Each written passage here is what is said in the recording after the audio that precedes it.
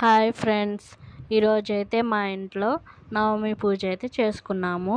ఇలా అందరూ ఆయుధ పూజ దసరా రోజు చేసుకుంటారు, కానీ మా ఇంట్లో అయితే నవమి రోజు అయితే పూజ చేస్తారు.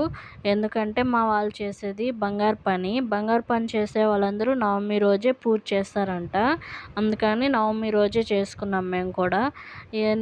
ఇక్కడ వాళ్ళు ఉపయోగించే సామాన్లు ఉంటాయి కదా, బంగారు పని చేసేదానికి, అవన్నీ నీట్గా శుభ్రం చేసుకొని వాటికి బొట్లు పెట్టి కలశం అయితే ప్రతిష్ఠిస్తారు.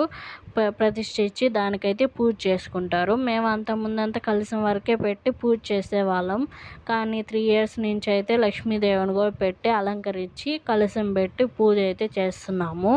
ఒక్కొక్కరు ఒక్కొక్కలాగా చేస్తారు కదా, మేమైతే ఇలా చేసుకున్నాము.